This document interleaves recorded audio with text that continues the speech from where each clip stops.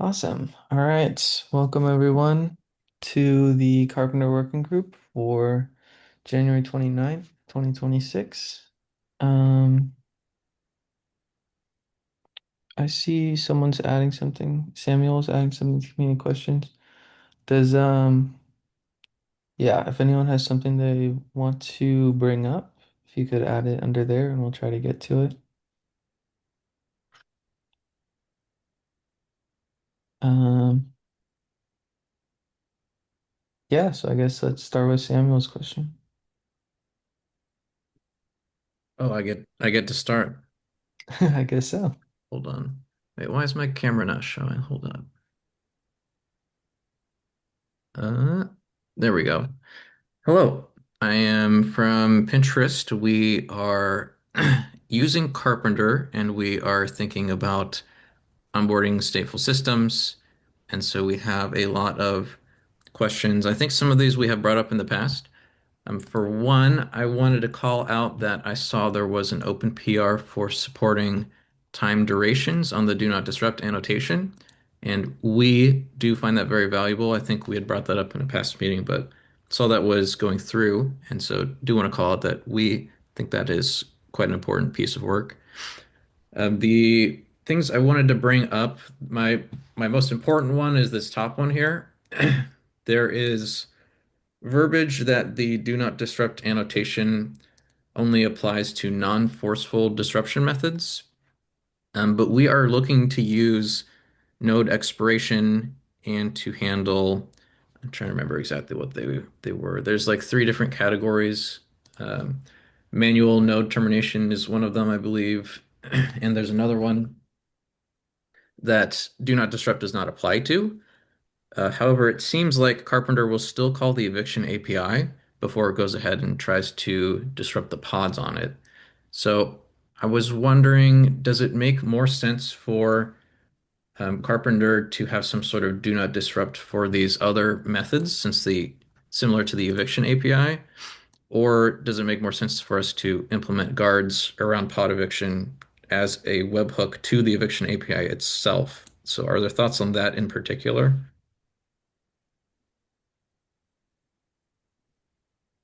Hi, Sam. Or Samuel, I don't know which you prefer.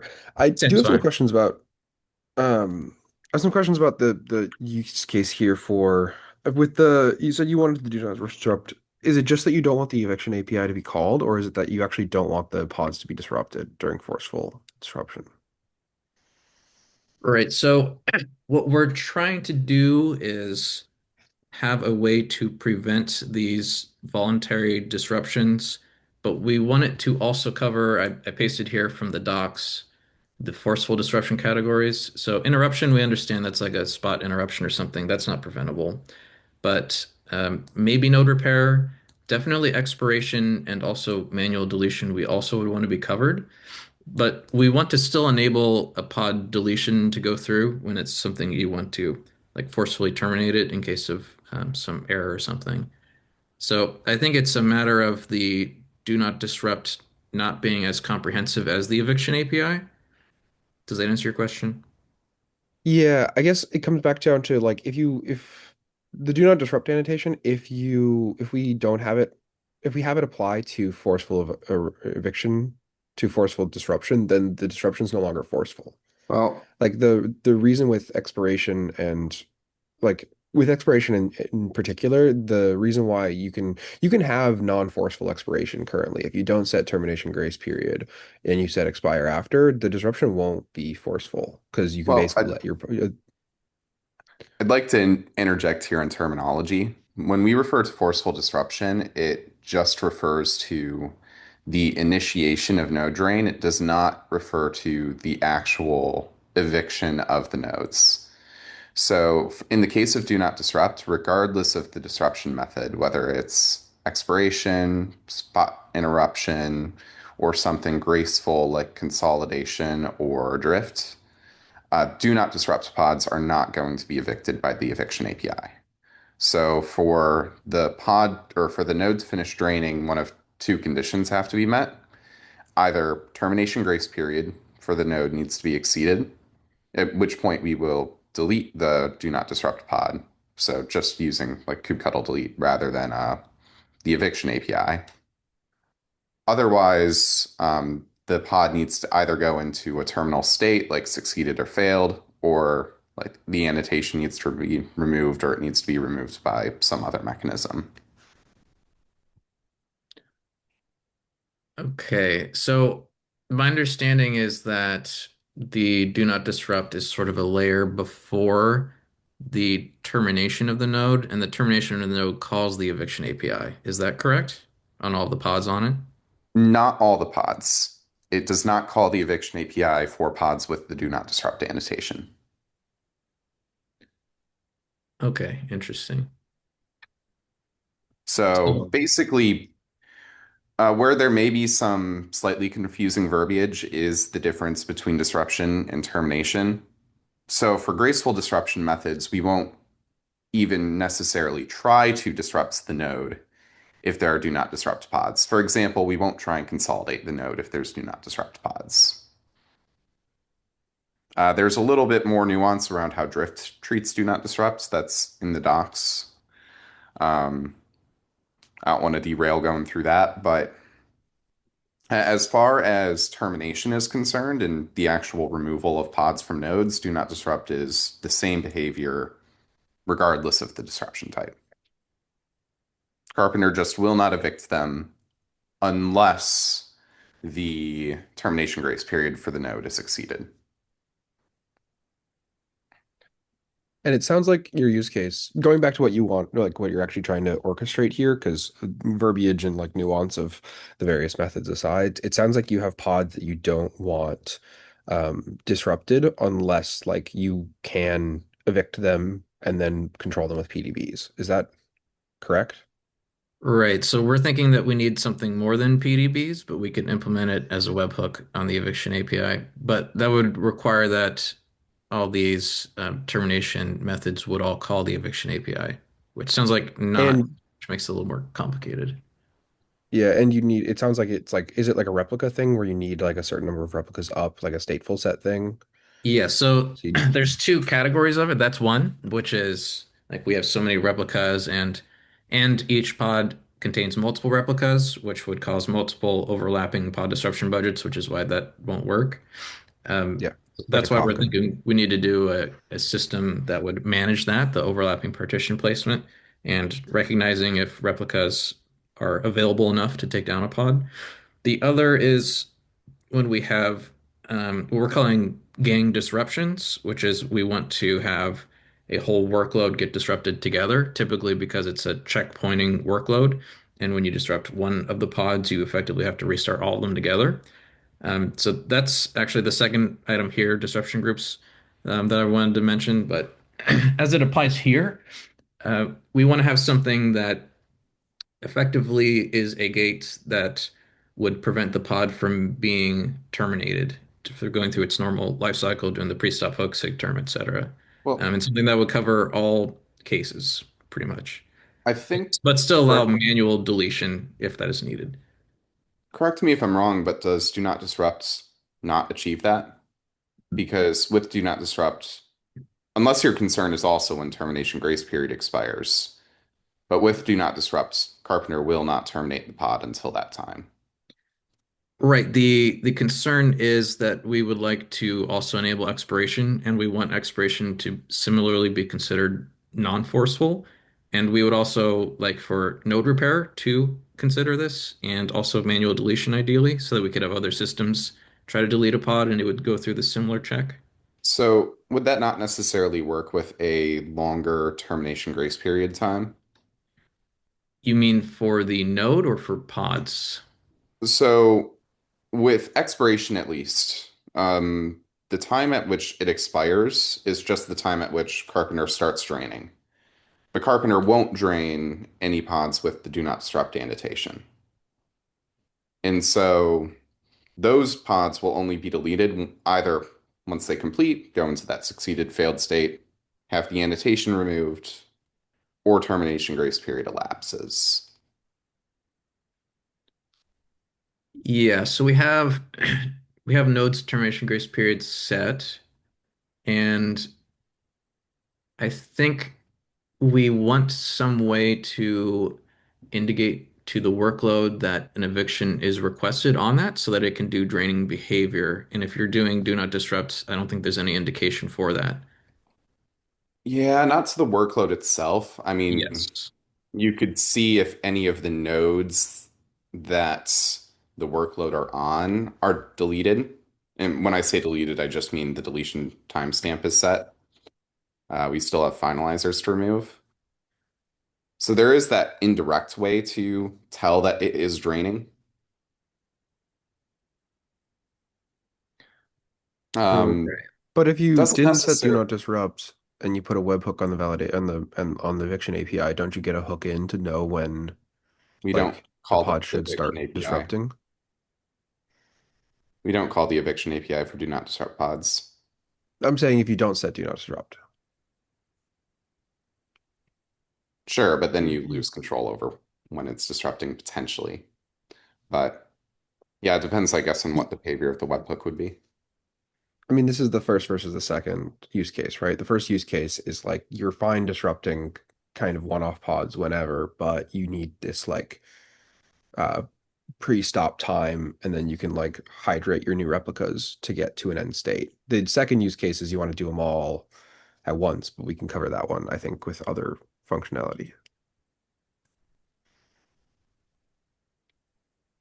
Yeah. This is interesting. So I think this sort of falls under, I've heard in this working group before, the terminology of workload awareness.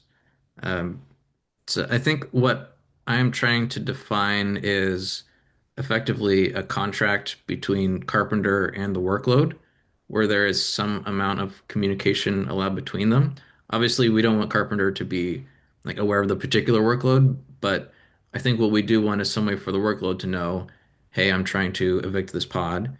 And we want some way for the workload to indicate to Carpenter, hey, it is okay or it is not okay to terminate this pod right now. Yeah. And that's where, strictly speaking today, I think the easiest option would be looking at the node terminations, or yeah, the deleting nodes for all the pods in the workload, and then removing the do not disrupt annotation once it's allowed to terminate. You do still have issues with like node repair though, because node repair sets a forced termination grace period. I guess this is this is Flink, right? I'm guessing. Flink is the one for disruption groups, yes. Yeah. But there's multiple different use cases we're looking at. I guess in a way, I wonder if this makes sense at a higher level than Carpenter. Like technically, we need a way to protect the pods, not necessarily the nodes. Right. It like I get it makes sense to do in Carpenter, but like realistically, it's not really in Carpenter's realm necessarily. Like it could technically start a deletion, but something else holds that eviction and prevents that from happening. And in my mind, it makes sense. Like kind of like PDB, but it's more like smarter PDB, like a group PDB or whatever that has better logic than the existing selector. I think there is a mega issue we have that is trying to come up with something that's like improvement to PDB. I wonder if something like this can add to that mega issue and maybe temporarily we can get something going in Carpenter, but I think the idea there was to push that upstream eventually to update PDB with more features that that's showing up from here, if that makes sense. Right. What we are effectively trying to do is implement smarter pod disruption budgets that can cover stateful Exactly. workloads. Yes. Mhm. Yeah. Let me find that issue if Yeah. I or do wonder also how much overlap there is with some of the gang scheduling work that's happening upstream. That's not work that I've been able to track too closely yet. Yes, I saw that they defined a workload resource type, but I believe it is only considered for scheduling and is not in the disruption flow from what I could see. Yeah, yeah, I figured with current state it's not, but as we continue to push into these, like, as we continue doing development towards these workloads that do need to be gang scheduled, I imagine these disruption requirements will also come out. Right. Yes. And I think it's something that Carpenter needs to be aware of the gangs or the workload, whatever, in order to know that you need to disrupt this whole chunk at the same time or not. But I think that's kind of difficult because you're operating at the node level, not the pod level. So you sort of you may have to crawl across the whole graph of all the pods and workloads running Yeah, I just for guess one like node. the hope is that whatever new version of PDB, it just relies on that. They'll tell you like these pods are on these nodes, they can't go down at the same time, and Carpenter can figure from that out. But feel free to add that use case to that mega issue, and then we can see how that goes because yeah, I think there's a strong desire across the board for better PDB. Yeah. I think it would also just be great to get this use case in general documented down in an issue, maybe standalone. Um, that way we can think through like, are there any ways to achieve this with Carpenter today? And then also, I think these types of workloads where you do have this kind of coupled disruption requirements are becoming more and more common in Kubernetes. So it would be good for us to think about what is the best way to handle these workloads in Carpenter long term, whether that's binding it to some upstream work or doing something on Carpenter's side specifically, even if there are workarounds to get stuff working today. Okay. So I think that makes sense. I will open up that issue and put in our use case and describe the different cases that we're trying to solve. Um, I think that would be useful for disruption groups.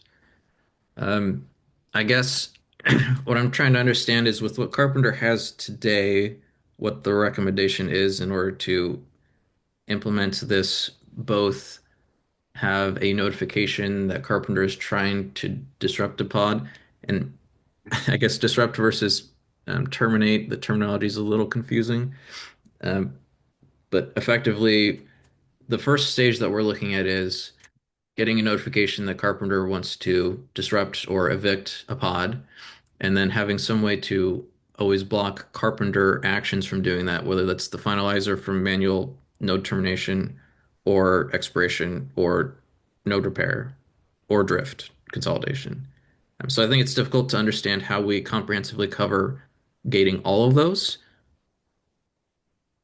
So node repair is the only one there that is maybe a little bit hacky to have to gate because it forces a termination grace period on the node that it terminates. I forget what time it is. It's either like 30 seconds or 30 minutes. Um, Oh, so that's not otherwise, the node pool termination grace period, it's different. yeah, for node repair specifically, it's different because the entire idea with node repair is um, different API server components may be unhealthy. So pods may not be able to gracefully evict themselves. For Carpenter to actually proceed with the node repair, it's going to have to take some forceful action. Oh, okay. I think we could live with that if we can cover the other cases. The other cases, I think Do Not Disrupt does cover what you need today. Do Not Disrupt will ensure that Carpenter does not disrupt the pod, does not like start the eviction before termination grace period elapses. And then as for figuring out if a workload is, or if Carpenter is attempting to disrupt a workload, if the node is in the state of draining, you can just look for the deletion timestamp on the nodes the pods are scheduled to. Termination time stamp. Yeah, just the deletion timestamp. So like the standard Kubernetes metadata field. Okay, I think we were hoping for something that is on the pod itself directly, so we don't have to consider the node, but we can get the node from the pod, right? Yeah, I'm just talking about current state today. If you document like all of this use case, we can maybe discuss what some other options are that you could use or that we could consider long term. But yeah, as of today, there's not going to be anything on the pod. We probably emit an event, but I wouldn't recommend using an event as the source of truth. Okay. Uh, Sorry, to double check that this is the first use case where if one pod goes down, you don't want to take another one down until Flink like reconstitute the new pod or whatever, right? So you can make progress. Not Flink, but Oh, yes. sorry, no. Okay. For better or worse, we have similar issue, and we have a very shitty solution that kind of works, which is when a pod goes down. regardless of like termination of a node, it sends a signal to the other pods to say failure status so that the PDB says there's no more allowable terminations because one thing is going down and everyone's health is unhealthy now. And that forces it to wait until the goes down and fully comes back up, and then status just flips back to everyone's healthy, and the PDB allows the next termination to happen. It's very bad, but it kind of works.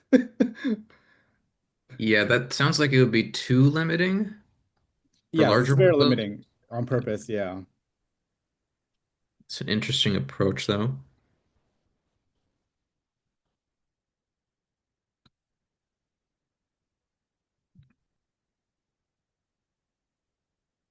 Just a idea like that we've done that. I'm not a huge fan of it, but it kind of works. And then on the second use case, I think you might be able to do that with, I'd have to like sit down and do the full think through, but I think you could coordinate disruption groups either via like a controller that toggles do not disrupt on the like groups of pods because it's workload aware. And then like when it's at a checkpoint, turns them all off and sees if Carpenter does anything. And then after all the pods have settled, then flips it back on. Or you might be able to do it with separate node pools for each disruption group, where they all have their own budgets that are like based on a scheduled time window, which isn't great because then you're not aware of like the schedule is like hard and isn't based off of like an event of like, oh, I'm at a checkpoint. So you have to be like, oh, maybe every hour we turn on disruption for like 5 minutes and we see what happens. But I think you could probably work around that today. Yeah, I don't like the separate node pool option, but I did Yeah, want for to ask, obvious reasons. I did want to ask with the do not disrupt and the time period, that duration in that annotation, that would be from when Carpenter first attempts to disrupt that node, right? As Oh opposed no, No. to, sorry. I was So, talking about the schedule of the node disruption budget in a node pool. There's no time period associated with do not disrupt right well, now. right, but I there's a think PR you're, that'll change that. yeah, there's an RFC which is very close to approval. I think the last outstanding comment on the RFC that we need to settle on before approving it is when that timer starts. But the proposal that I made and I think Ellis had agreed with was that it should start um, once the pod is bound. So once the pod is bound to a node. Okay. And so That because the idea, the main use case for that annotation isn't basically how long can this drain for, it's what is how long can this run for before I will allow Carpenter to drain it. I am not sure if that is always the case. I'm trying to think. I think most of the cases, yes, are that. Yeah, and that was the use case for the RFC at least. Right. Yeah, I was going to say that if it was from it tries to disrupt, we actually want something more like what you're describing. So I'm supportive of supporting that start to the timer. Because I think that that can also, like to your point, I think that can help with the disruption groups, although perhaps not all the pods are started at the same time. Like I know in Flink they're adding support for dynamic numbers of task managers, so it could scale up or scale down, and then the pod start time would not be synchronized across the gang. So maybe that by itself is not always enough, but it would be close. I was wondering to that point whether it makes sense to have the do not disrupt annotation also support an absolute timestamp. Like you could say when you start the workload, do not disrupt until this timestamp, and then when new pods are added or mostly added, it would still um, disrupt together. But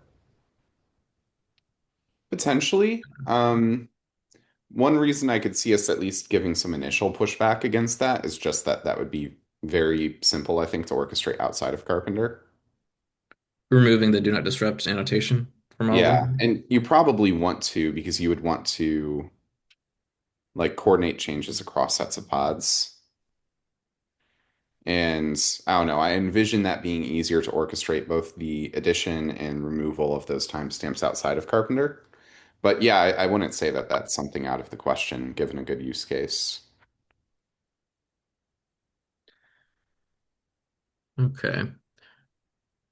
Um, so I think coming back to here, the original top bullet point, we were saying that do not disrupt would work for consolidation and for drift, obviously, but we were saying that it also works for expiration. It works for everything but node repair. And the only reason I say node repair is different is because it has that forced termination grace period. What about manual deletion of a node? How does that work with do not disrupt? It's the same. Your node's termination grace period is respected, but pods will not, pods with do not disrupt will not be evicted until that termination grace period elapses. Okay. Okay, very interesting. Yeah, that's not how I read the doc, but I understand it's complicated. Okay. Yeah, I think my guess would be that there's maybe some confusion around the disruption versus termination terminology. When we refer to disruption, it is like when you initiate the entire node drain process, but it's like the start point of the initiation. Whereas termination is the end point where like, okay, we finished draining the node. Um, now the node is terminated. So that entire phase from node drain to terminating, in the AWS provider's case, the EC2 instance, that is all the termination phase, and it's everything leading up to that. That's the disruption phase. But if there is any confusing wording in the doc, we'd be happy to take a look at it and see if there's anything we can do to clarify. Well, I think it's there's a comment that says I think I quoted from it. It's on the automated forceful disruptions at the bottom, or where is it exactly? I think it's at the pod level controls do not disrupt. It says the annotation does not exclude nodes from the forceful disruption methods. Yeah, so that's where it doesn't exclude them from the forceful disruption methods. We will still disrupt a node for expiration. We just won't immediately start terminating it. So, and that's where I thought there was a decent flow chart about the different like disruption cycles up at the top of the disruption doc. Maybe I'm mistaken. But It talks about the disruption controller, then the termination controller. yeah. Yeah, I think maybe we could be a little bit more explicit, especially because some disruption mechanisms are driven outside of the disruption controller. Um, but yeah, so basically what the intention of that wording is So it says the next sentence says, while both interruption node repair have implicit upper bounds on termination time, expiration and manual termination do not. I think that's what you're talking about. yeah, yeah, the implicit upper bound for like spot termination would be that 2-minute reclaim. For node repair would be that forced termination grace period. And then, yeah, there is no explicit upper bound unless you set it with termination grace period for the other two mechanisms.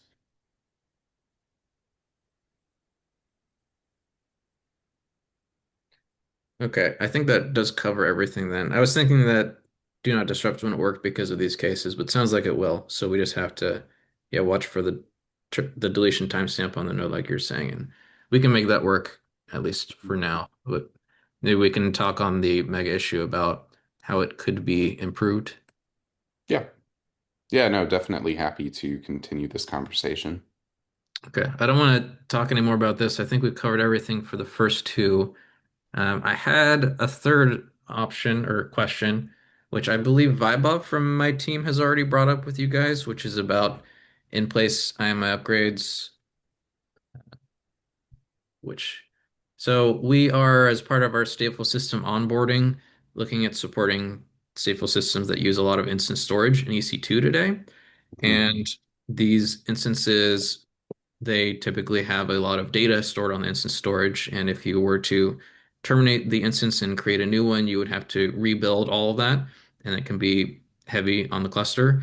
And we do not want to use EBS because of cost and performance reasons. So we're looking at porting all this over to Kubernetes. And one of the big issues that we're seeing is that this in-place AMI upgrade API is not really supported in Carpenter or doesn't have a concept of doing this. Um, so I think we are very interested in we're trying to do a proof of concept now to just verify that we can use the local storage provisioner from Kubernetes upstream and pods that have claims for those particular instance storage volumes, and just proving that we're able to do a reboot and then have the pod with the existing storage. However, we want Carpenter to be orchestrating that, and that's not something that it supports today, just as a full node replacement. So what is your opinion on, is this something that we could add as like a flag into an EC2 node class and we could implement calling this API instead of provisioning a new node? What are your thoughts along this? I believe Vaibhav actually opened up a issue about this as well. Let me find that.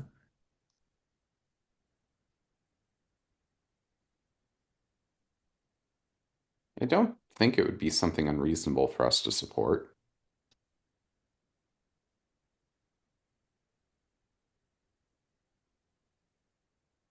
I'm wondering, is there any, I'm not too familiar with the in-place Omni upgrade. Is there any reason you wouldn't want to do an in-place Omni upgrade? If you Right. were just if you were looking for a complete fresh node, but to me it Yeah. just seems like much faster and usually better. Mhm. I'd be curious about faster just because I guess it depends on your AMI. With like the EKS standard AMIs, node launch time is typically in the order of like 30 seconds.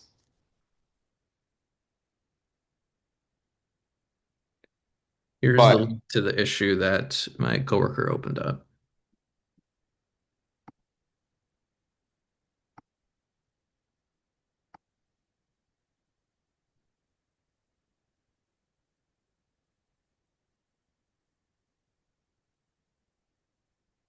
though I'd be curious with this in-place upgrade, because you have to reboot the instance, this is just as disruptive, right, to applications. Or I guess it isn't because you're not losing the NVMe local storage in your case. Yes, that is exactly right. Yeah.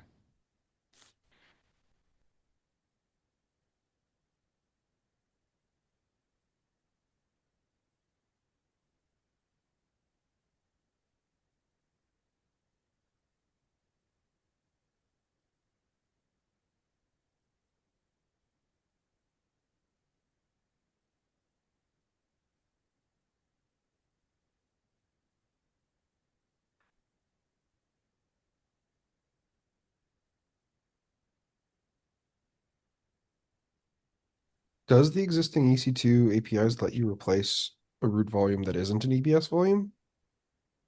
Well, in this case, the OS is still on the EBS volume. Yes, that's correct. Oh, so you're replacing the, oh, gotcha.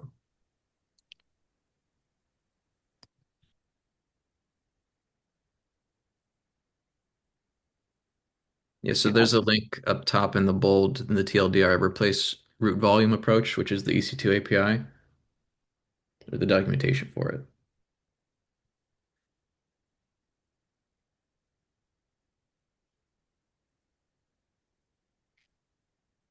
So there's an option there to replace it with a specified AMI ID, replace the root volume using an AMI, and that's the one we would want to use.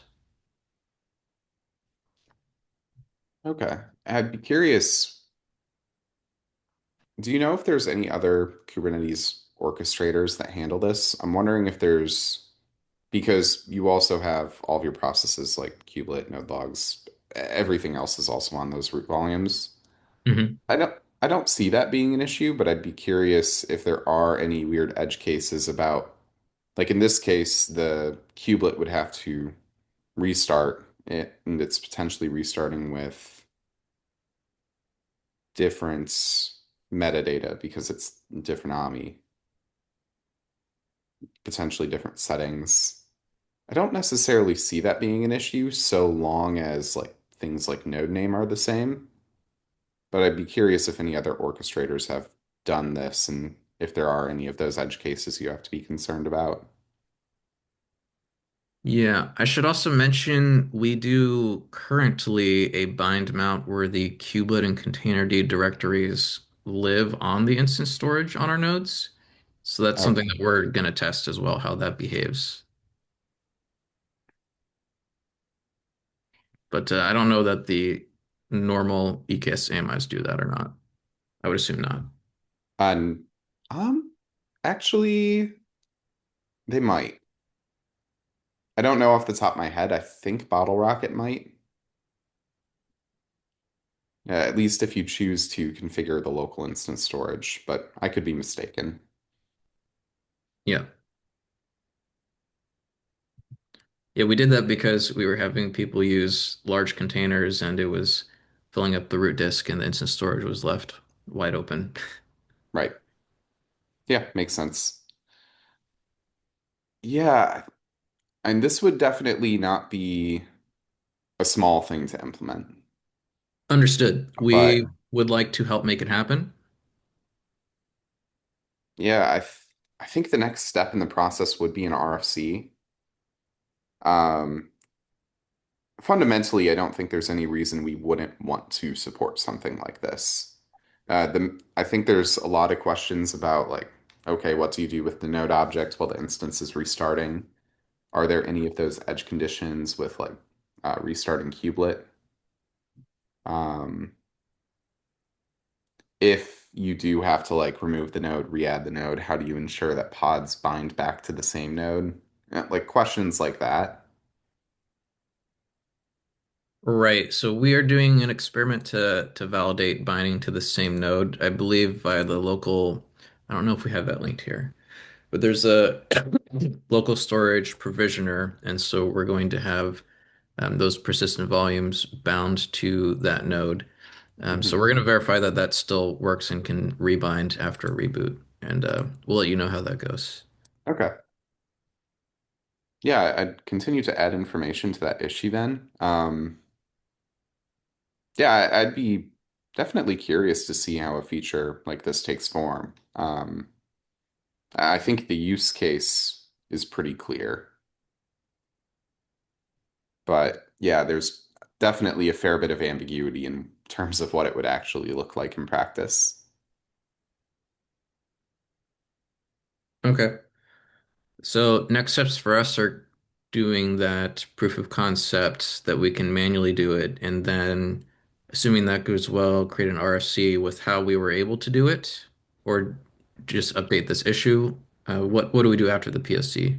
I think as far as mechanics go, I'd recommend continuing to update the issue, and Okay. then maybe we can get some initial alignment on like, okay, this is probably what the behavior should look like in the issue before moving to a formal RFC. Okay.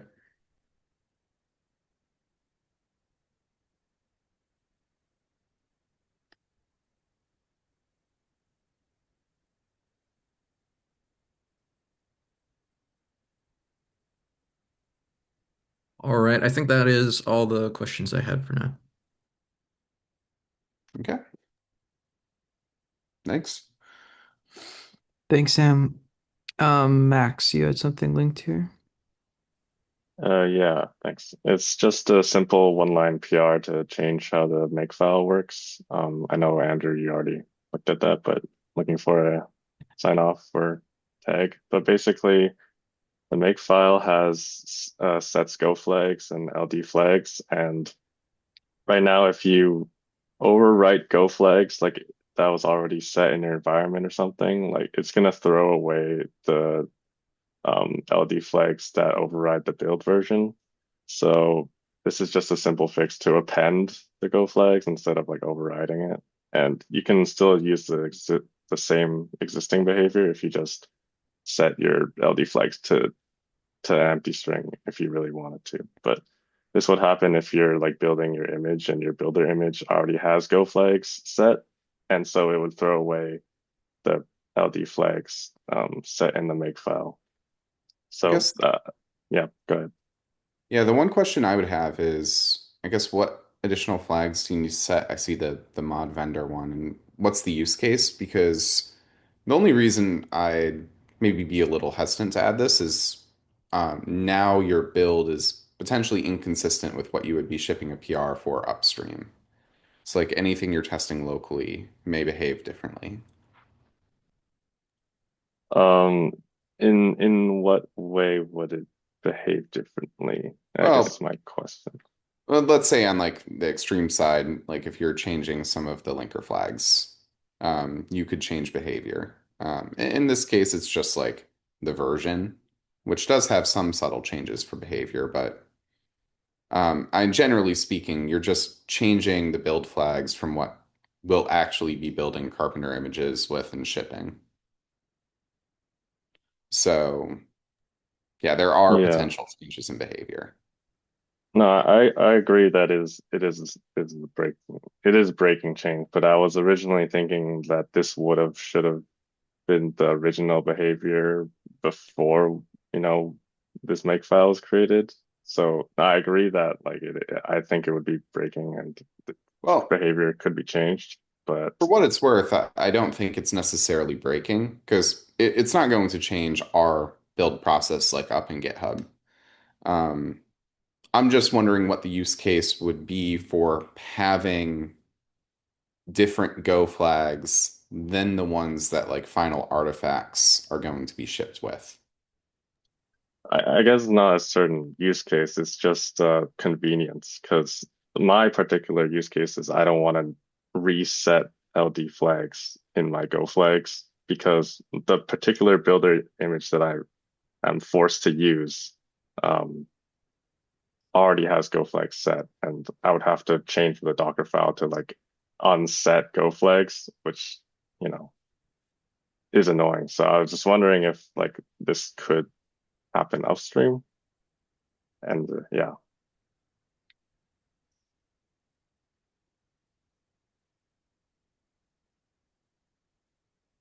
Okay, I might have to take a closer look at the issue or at the PR.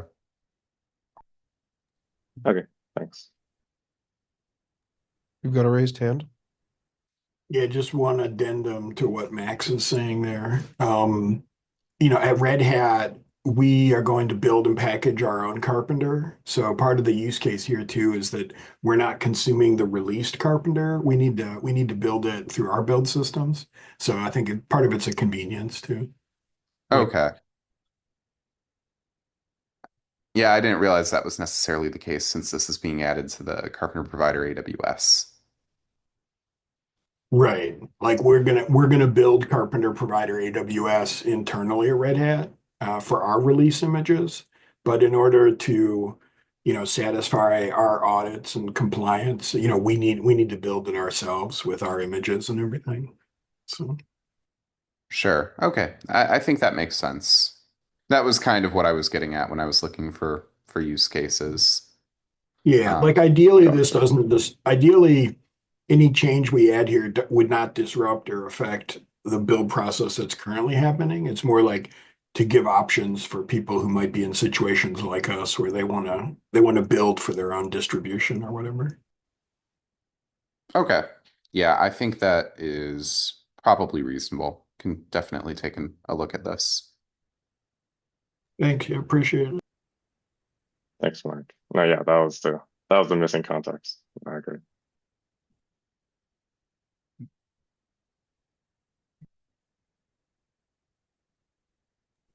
Awesome, thanks. Derek, looks like you're next up.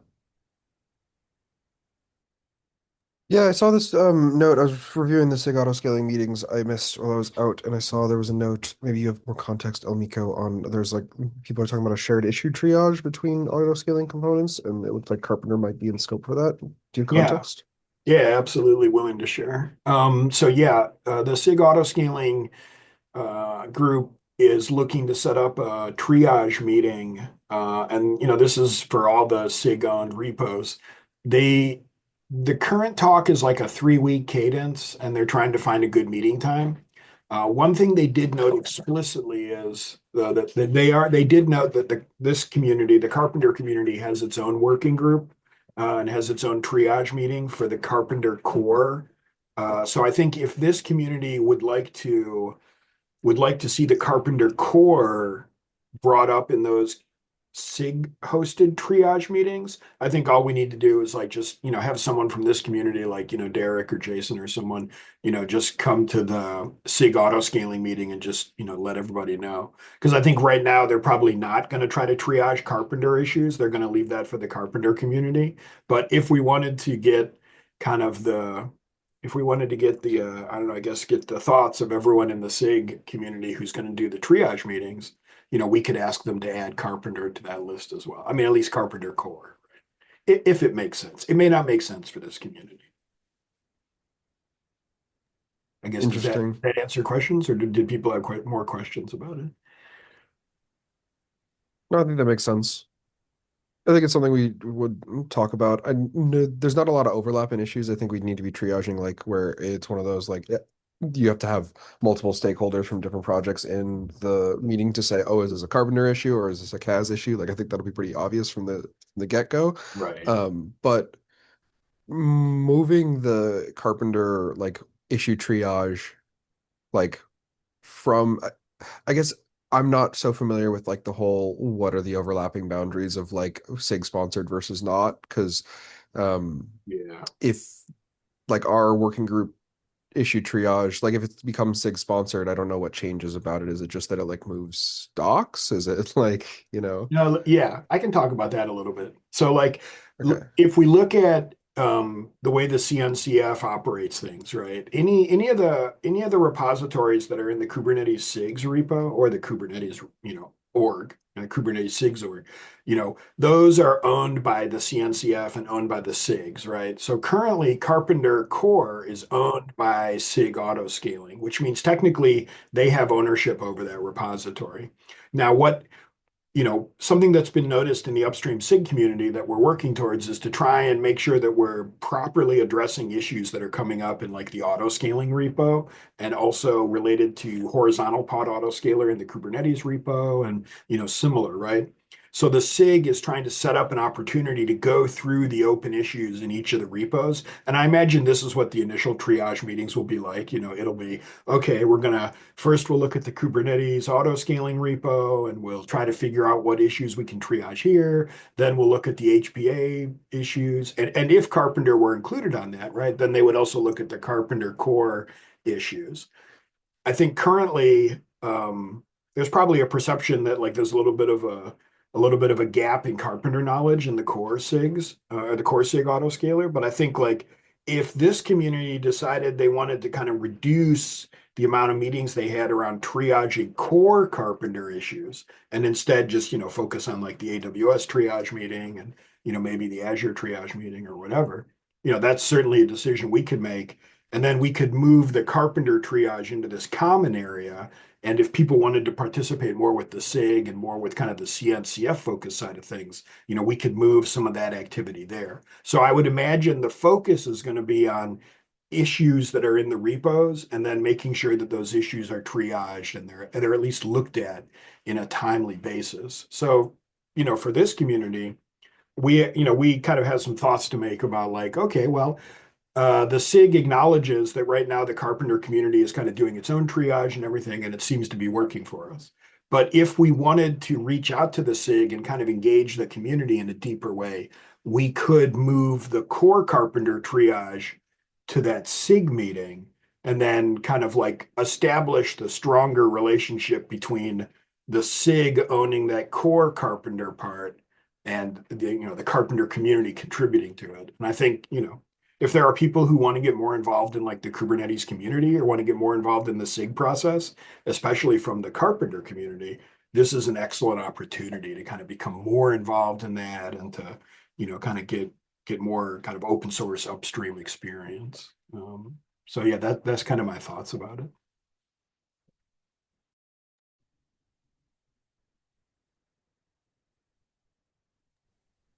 Interesting. Okay. I think that makes sense from like the request perspective. I know that issue triage isn't very well attended by folks unless they've like recently cut an issue. It tends to be just like a couple maintainers in that call. So um I don't know how folks feel about a wider audience there or not. I don't know if like we typically use the whole time is the thing that I'm a little concerned about is like if we become one of the things in the checklist, like Yeah. yeah, Yeah, I'm that not sure makes we'll a have lot enough of time to sense. go over. Right. Like this Yeah. community already has a good triage going, and the SIG community is just trying to start their triage, right? So like it not, it might make sense for this community just to continue the triage that are happening now. And I think the SIG is kind of prepared for that, right? Like people, myself and others have been talking in the SIG meetings about how the carpenter community kind of has well-established triage meetings and everything. So it's really more an inflection point for this community to say, all right, do we want to change our processes or do we want to kind of like get closer to the SIG and see if we could get more help there or whatever? But maybe it doesn't make sense currently. Yeah, my only concern would be the time aspect. I definitely don't mind the idea of us having closer collaboration and at least better awareness of what's going on with the rest of SIG Autoscaling through being involved with that triage meeting. I think it's something for us to definitely consider. Like I said, my main concern would be just depending on our triage meeting, we can go for like the full hour. Yeah, exactly. Well, maybe, I tend to go to the SIG auto scaling meetings, so maybe next Monday or next Thursday, I'll bring this up as a concern because they're still figuring out the triage stuff, but I'll bring this up as a concern and just see what they have to say because, really this is just something this is kind of like something we could choose to lean into or not based on what we think we need. And yeah, like if we're using all the time for triage, then maybe it's not effective to do that. But if it's just a few maintainers showing up, then yeah, being able to meet with some other SIG maintainers might help to kind of cross pollinate some of our ideas. And, Jason, kind of what you're talking about, help us to keep in contact with the wider initiatives that are happening and everything. So yeah, I don't know. There's a lot of upsides to it, Yeah. but, it's another meeting, That, right? that's where I think the greatest value comes. And also, issues that affect CAS users may also affect Carpenter users and vice versa. Yeah, absolutely. And as we start to get into like today, this topic that Samuel brought up, this is like a great cross-cutting topic. And I think when we start to talk about the eviction API and everything, that's a great, that's one of these points where it's like we want to be in contact with the rest of the SIGs and others who are working on those things because, yeah, like eviction API and all the stuff that's happening in the Node lifecycle working group right now, like there's a lot of APIs that are coming that might, that just have for the carpenter community to be aware of them is probably helpful for us.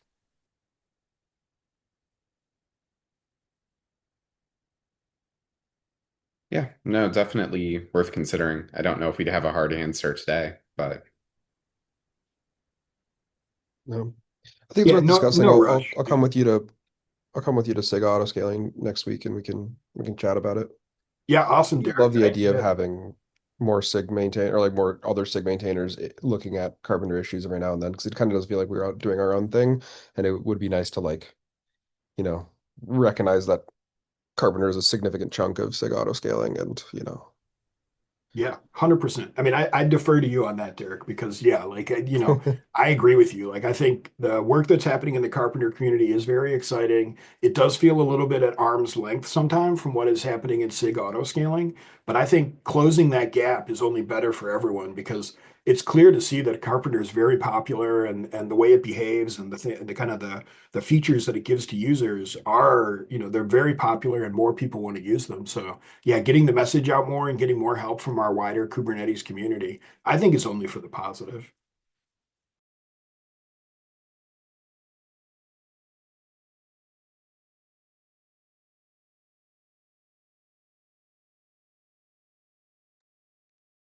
Yeah, Sam, you have your hand raised. All right. Yeah, I didn't want to cut the conversation off, but uh, sort of to that point, I think the solution that we discussed before was basically using Carpenter's, disrupt annotation for everything. But it struck me that would work for deleting the nodes because Carpenter has the finalizer there. But if something else was to try to evict the pods themselves, this Carpenter annotation would not natively work like the eviction API does. So it seems like this implementation is very Carpenter specific as opposed to eviction generic, regardless of who's doing it. So I saw somebody linked that there was a eviction request API cap. So I'll take a look at that one. I guess I was wondering if you had any thoughts on how we could handle both Carpenter and general like kubectl drain, which is eviction API sort of requests. I don't know who the question was for, but I will note there's a lot of activity going around Drain right now, and especially with the node lifecycle. I would look at some of the output of the node lifecycle working group because they're trying to define some APIs that help to coordinate these things using like a separate kind of object and allowing controllers to coordinate like the drain of nodes and nodes preparing for, basically having lifecycle hooks around that and everything. So I think it might be an interesting read just to get into some of that stuff. I don't have the links available right now, but I can try and come back and put them in the doc or something. Okay. I was gonna say if you have any particular links regarding this topic, I'd be very interested. I'll try to take a look at the working group, see what I can find. Yeah, are What you are what you on Kubernetes Slack? I am not, but I could be.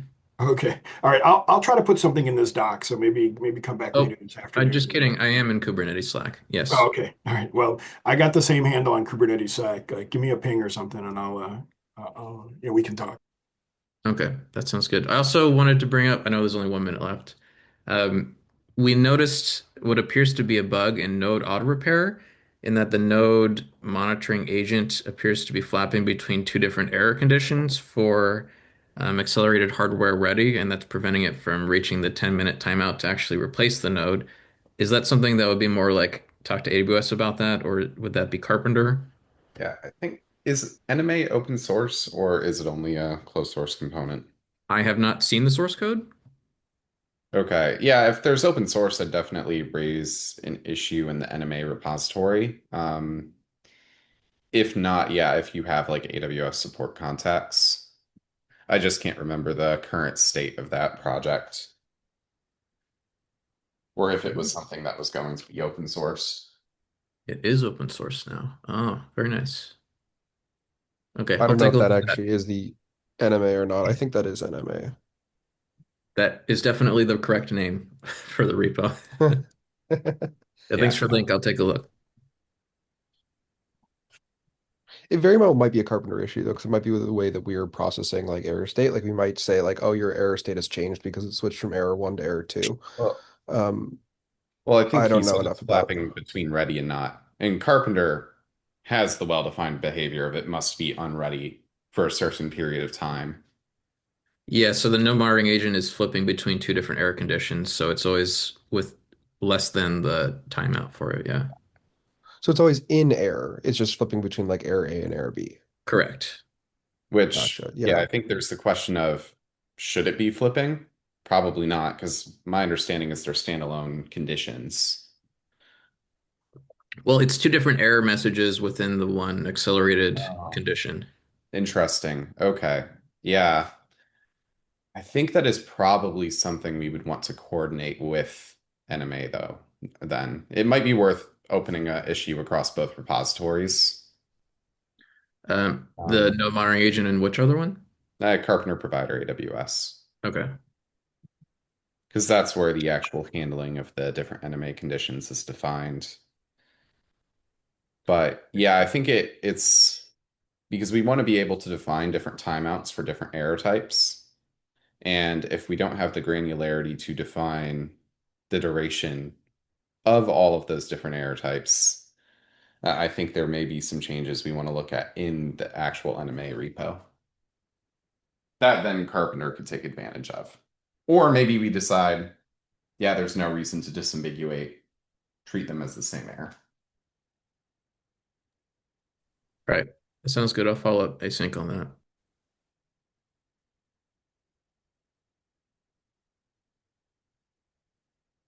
I see you added a cap there in the group. Thanks for that, Mike. Yeah, no worries. And I can't promise that it'll necessarily provide any enlightening thoughts or solutions, but I think it's probably worth a read because it sounds similar to some of the stuff you're talking about. Yep, I'll give it a look. Thanks, everyone.